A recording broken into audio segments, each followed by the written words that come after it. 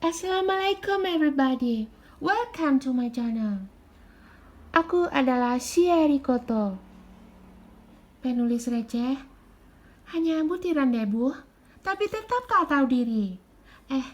Tapi tetap percaya diri, itu maksudku. Well guys, mulai hari ini aku akan membawakan sebuah cerita roman komedi berjudul Fathia the Arrogant Girl for you guys. Ini adalah cerita gadis berhijab yang berbeda. Jika biasanya gadis berhijab dikisahkan sebagai wanita sopan, penurut, lemah lembut, dan menguasai ilmu agama, tapi Fathia berbeda. Aku kira dia gambaran sebagian besar wanita berhijab zaman ini. Tanpa jaim, tanpa munafik. Tidak sempurna, tapi berusaha memperbaiki dan menjaga diri untuk jadi wanita yang tidak melanggar aturan agama. It's gonna be you, it's gonna be me. So, aku pikir kamu akan menyukainya. Jadi ikutin ya. Oh ya, bagi kamu yang hobi baca, kamu juga bisa membaca kisah ini di platform terdepan saat ini, Storia. Untuk ya. Oke guys. Langsung aja aku bacakan episode 1 ya. Hope you like it. 1. Gadis sejuta mimpi.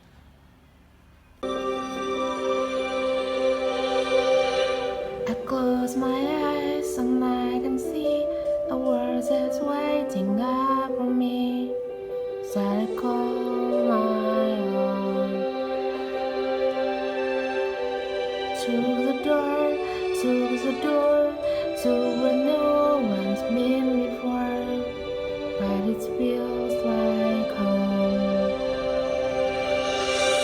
She can say it's all so easy. She can say I've lost my mind. I don't care, so call me crazy. We can live in the world that we decide. 'Cause every night I like in bed, the greatest colors fill my head. A million dreams are keeping me awake. I think of where the world could be, at least I know that what I see. A million dreams, it's all it's gonna take.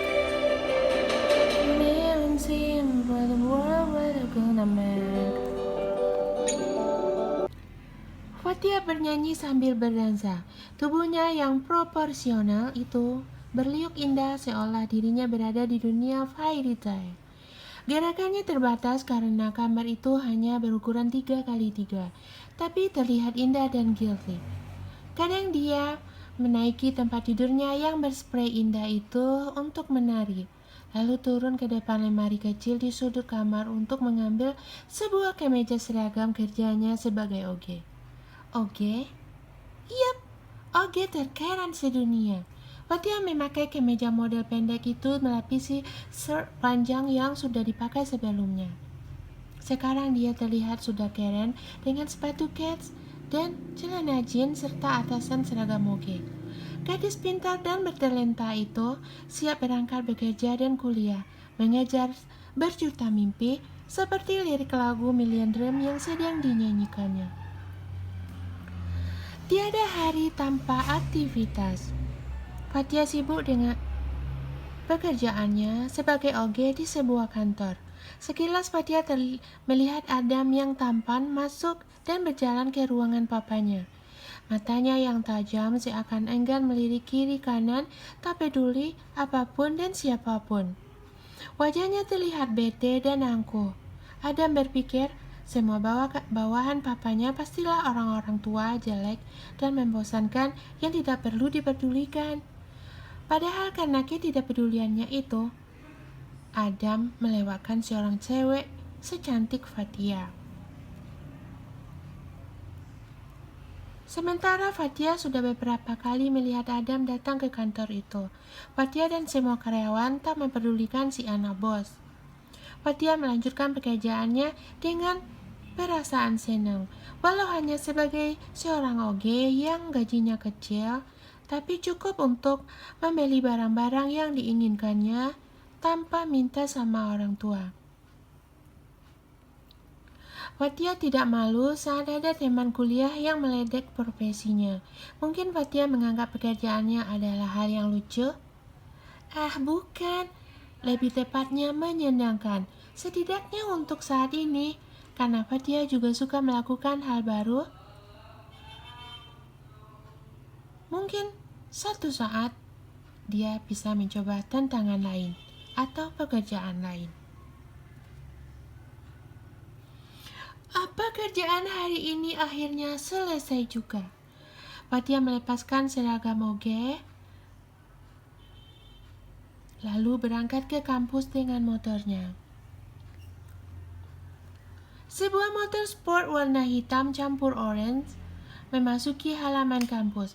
Puluhan pasang mata mahasiswi yang sedang berada di tempat itu mengikuti laju motor sampai diparkir pemiliknya. Mereka menunggu si pemilik motor membuka helm, supaya mereka bisa melihat wajah tampan itu dengan bebas. Namanya Bintang. Seperti namanya, dia cemerlang. Senyum terbaik menghias wajah tampan itu saat Bintang melepas helm. Pandangannya tertuju pada Fatia yang baru datang, seiring sirat kecewa dari puluhan pasang mata yang memandangnya. Mereka mengalihkan pandangan karena merasa tak enak mempelototi pacar orang. Ya, semua warga kampus berkeyakinan bahwa Bintang dan Fatia adalah pasangan kekasih. Karena mereka begitu dekat, saling mengagumi. Tapi kenyataannya, Bintang belum juga nembak Fatia. Seorang gadis cantik berambut sebahu yang bernama Ranti, sahabat Fatia, datang mengagetkan Fatia. Ranti menggoda Fatia yang sedang dipandangi Bintang. Fatia jadi grogi, tapi berusaha cuek. Mereka bertiga masuk ke berbarengan. Fatia menyapa beberapa teman dengan akrab. Sepertinya Fatia disukai hampir semua mahasiswa. Hampir loh ya, karena di sekitarmu selalu saja ada orang yang tidak menyukaimu. Hidup memang seperti itu. Seperti Rachel yang dari tadi memandang Fatia dengan bete. Rachel tak habis pikir, kenapa Bintang dan semua orang menyukai Fatia yang hanya seorang OG. Padahal dirinya yang berdarah blasteran Indonesia dan Jerman juga tak kalah cantik dibanding Fatia. Rachel juga dari keluarga kaya. Bayangkan, semua pakaian yang melekat di tubuhnya adalah pakaian branded yang membuatnya tampil lebih keren. Dari tas sampai sepatu buatan luar negeri. Tapi sepatu dan tas Fatia yang buatan dalam negeri juga tak kalah keren. Pengen muntah gue lihat cewek itu. Besar kepala tuh cewek. So asik. Bisik Rachel pada teman dekatnya yang selalu di sampingnya. Nada tersenyum kecut. Tak berani membantah Rachel walau sebenarnya dia tidak setuju dengan pendapat Rachel. Oke aja belagu, tambah Rachel dengan suara keras.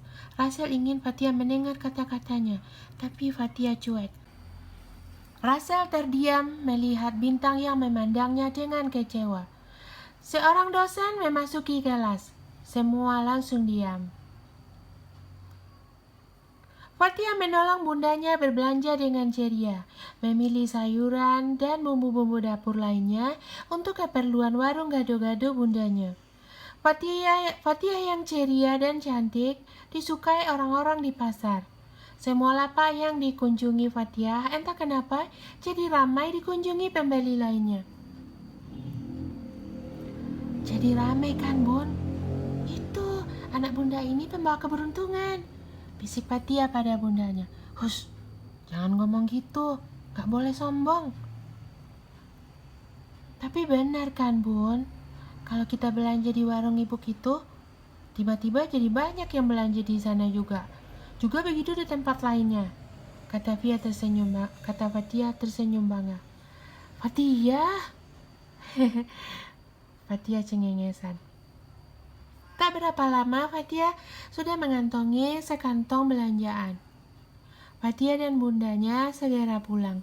Sampai di dekat motor, saat Fatia sedang repot dengan belanjaannya, seorang pencopet menarik tas kecil yang disandang Fatia. Fatia meletakkan kantong belanjaannya dan segera mengejar pencopet itu. "Hei, kurang ajar lo ya! Hati-hati nak!" teriak Bunda Fatia. Sebentar saja dengan gerakan cepat Fatia berhasil menangkap copet itu. Semua orang yang ada di tempat menonton kejadian itu. Fatia menghajar copet itu dengan ilmu bela diri. Bunda Fatia memandang cemas karena pencopet itu mencoba melawan. Tapi Fatia bisa mengalahkannya. Sialnya tas kecil Fatia yang di tangan pencopet terlempar ke jalan dan langsung digilas mobil yang sedang lewat. Fatia kaget dan segera mengambil tasnya, berharap HP-nya tidak hancur. Si copet segera kabur. Fatia memeriksa tasnya. Fatia sangat sedih dan marah melihat HP-nya hancur. "Shit! Fatia, bukan kata itu, tapi astagfirullah." "Iya bun, astagfirullah. HP ku hancur bun." Fatia kesal. Bunda menenangkan Fatia. Sampai di sini episode kali ini. Jangan lupa pencet notification supaya kamu tidak ketinggalan episode selanjutnya yang semakin seru. Don't forget to subscribe and please support me with like, comment, and share. Aku sangat membutuhkannya untuk video yang lebih baik. Terima kasih good people. Semoga harimu menyenangkan. Love you. See ya.